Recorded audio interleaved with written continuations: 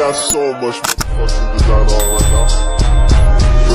Bring it down, nigga, come out that thing, hold fast, I'm the bitches on my line, and you know. Laporan Praktikum Agroklimatologi, Klasifikasi dan Neraca Curah Hujan, Jessica Laurencia, NIM 2502022, Dosen Pengampu, Cik Salmiati, MPD, PhD, Program Studi Agroteknologi, Institut Teknologi Perkebunan Pelalawan Indonesia. Pendahuluan. Kota Denpasar sebagai pusat kegiatan di Provinsi Bali memiliki karakteristik iklim tropis yang sangat dipengaruhi oleh pola curah hujan yang secara langsung menentukan pembagian musim dan potensi pengembangan sektor pertanian serta sumber daya air. Data yang disajikan merupakan catatan lengkap curah hujan bulanan selama 10 tahun.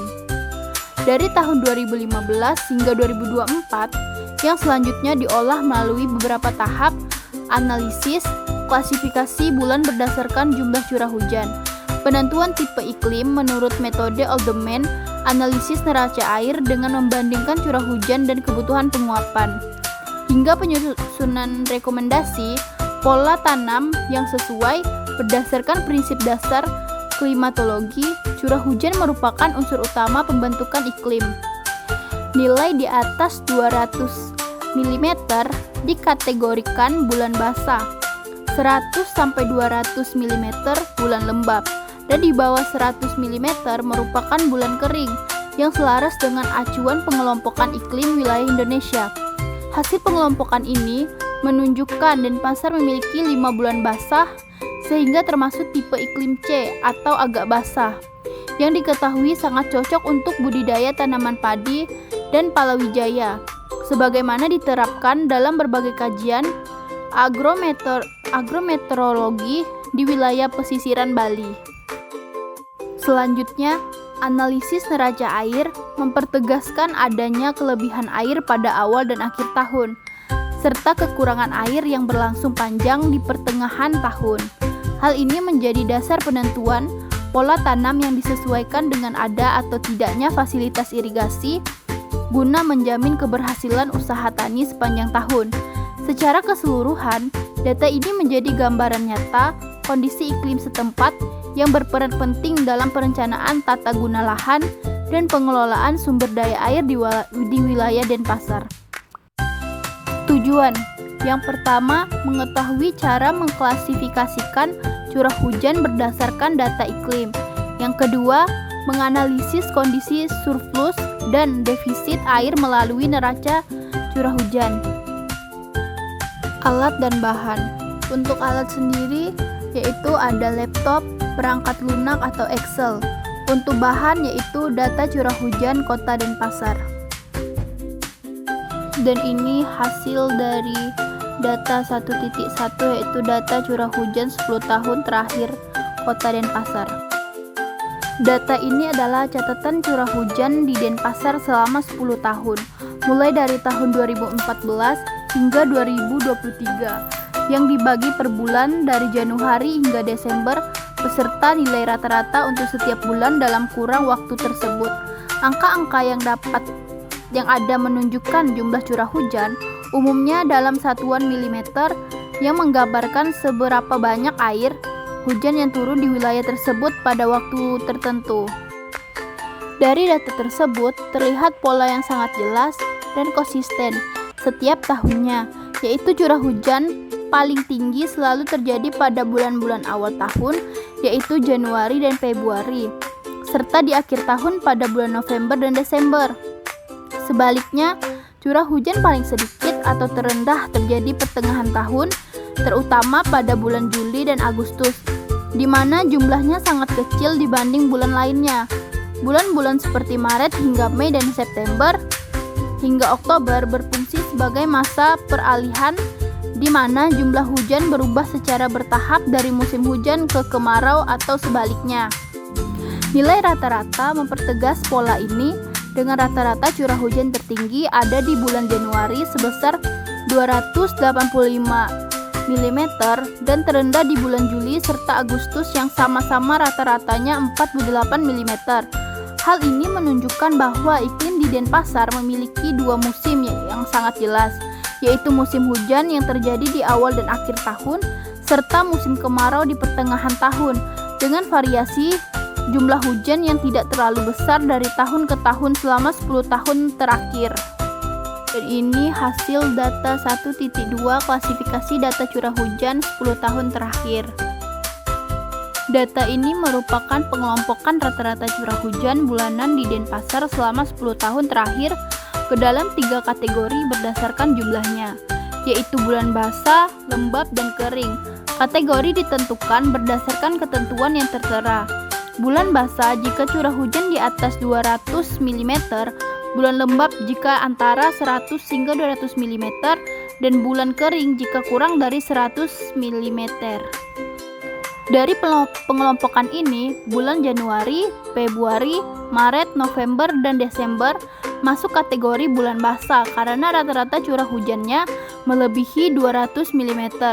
Bulan April menjadi satu-satunya bulan yang dikategorikan lembab dengan nilai rata-rata 108 mm.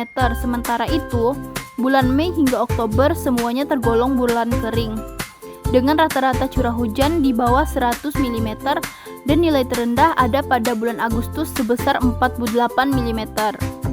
Hasil pengelompokan ini mempertegas pembagian musim di Denpasar, yaitu musim basah berlangsung dari Januari hingga Maret, serta November hingga Desember. Musim lembab hanya terjadi di bulan April sebagai masa peralihan, dan musim kering berlangsung panjang dari Mei hingga Oktober. Pola ini menunjukkan perubahan kondisi curah hujan yang sangat jelas dan berurutan sepanjang tahun. Dan ini hasil untuk data selanjutnya, yaitu 1.4 data curah hujan ET. Data ini merupakan analisis neraca air yang membandingkan nilai curah hujan dengan evapotranspirasi potensial atau ET yang nilainya dianggap tetap 120 mm setiap bulannya. Kemudian menghitung selisihnya T-ET untuk menentukan kondisi ketersediaan air. Kondisi surplus terjadi ketika curah hujan melebihi kebutuhan air atau lebih dari 150 mm selisihnya yang tercatat pada bulan Januari, Februari, November, dan Desember, di mana tersedia melimpah air. Sebaliknya, kondisi defisit terjadi saat curah hujan lebih kecil dari kebutuhan air atau selisih di bawah 100 mm, berlangsung lama dari bulan Maret hingga Oktober, artinya ketersediaan air berkurang dan berpotensi kekeringan. Secara keseluruhan, pola ini menunjukkan ketersediaan air yang sangat berlebih di awal dan di akhir tahun, namun mengalami kekurangan air yang cukup signifikan sepanjang pertengahan tahun, yang sangat berpengaruh pada ketersediaan air untuk pertanian dan kebutuhan lainnya. Kemudian data selanjutnya yaitu 1.5 menentukan potensi defisit air. Berdasarkan klasifikasi iklim menurut Oldham, wilayah Denpasar dicatat memiliki 5 bulan basah, sehingga masuk ke dalam tipe C dengan karakteristik iklim agak basah.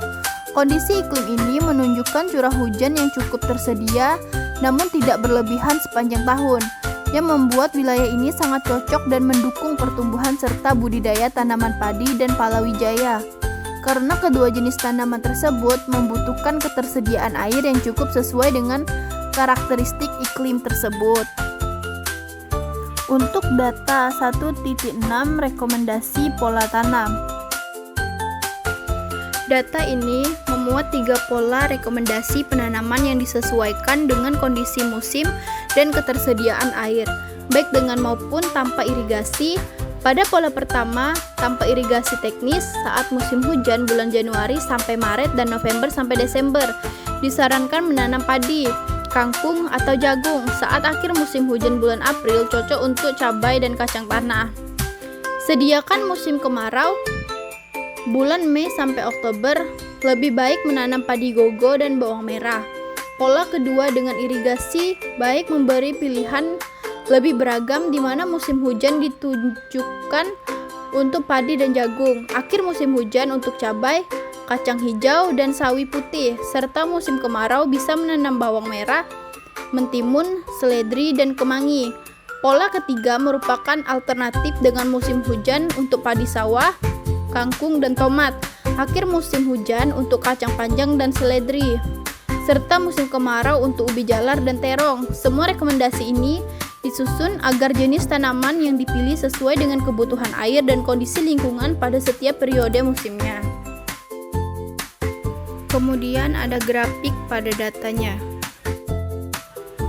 Grafik ini menggambarkan neraca air atau selisih antara curah hujan dan kebutuhan air atau evapotranspirasi sepanjang tahun. Terlihat bahwa bulan Januari, Februari, Maret, November, dan Desember memiliki nilai positif, artinya curah hujan lebih banyak daripada kebutuhan air, sehingga terjadi kelebihan air atau kondisi surplus. Sebaliknya, mulai bulan April hingga Oktober nilai negatif yang berarti curah hujan lebih sedikit daripada kebutuhan air, sehingga terjadi kekurangan air atau defisit, dengan titik terendah terjadi pada bulan Agustus. Pola ini menunjukkan ketersediaan air yang melimpah di awal dan di akhir tahun, namun kekeringan terjadi cukup panjang di pertengahan tahun. Pembahasan. Berdasarkan data curah hujan selama 10 tahun terakhir, terlihat pola pembagian musim yang sangat konsisten dan jelas setiap tahunnya.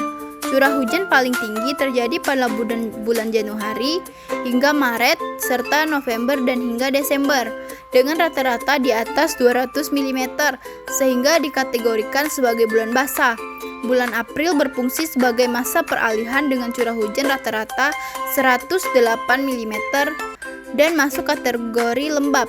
Sementara itu, periode Mei hingga Oktober memiliki curah hujan yang sangat rendah di bawah 100 mm, yang menandakan berlangsungnya musim kemarau atau bulan kering. Pola ini menunjukkan iklim tropis yang tegas, di mana curah hujan sangat melimpah di awal dan akhir tahun, namun sangat minim di pertengahan tahun. Pengelompokan iklim menurut metode Oldman menunjukkan wilayah Denpasar memiliki 5 bulan basah sehingga termasuk ke dalam tipe C dengan kata karakteristik agak basah. Karakteristik ini menjadi dasar penentu jenis tanaman yang cocok dibudidayakan, di mana tanaman padi dan palawija dinilai paling sesuai karena mampu beradaptasi dengan kondisi curah hujan yang ada. Tidak terlalu basah namun juga tidak terlalu kering. Kesimpulan. Jadi untuk kesimpulannya, Denpasar memiliki pola curah hujan yang sangat teratur, dengan musim hujan berlangsung pada bulan Januari sampai Maret, serta November sampai Desember, bulan peralihan pada April, dan musim kemarau yang panjang dari bulan Mei hingga Oktober berdasarkan klasifikasi Oldman. Wilayah ini termasuk tipe iklim C atau agak basah dengan jumlah 5 bulan basah, yang membuatnya sangat cocok untuk pengembangan tanaman padi dan palawija. Analisis neraca air menunjukkan kelebihan air hanya terjadi saat musim hujan, sedangkan periode Maret hingga Oktober mengalami kekurangan air yang cukup signifikan. Oleh karena itu, keberhasilan usaha tani di wilayah ini sangat tergantung pada pemilihan jenis tanaman yang sesuai dengan musim serta ketersediaan sistem irigasi, terutama untuk mendukung pertanian di musim kemarau. Berikut daftar pustakanya. Sekian video dari saya ucapkan terima kasih.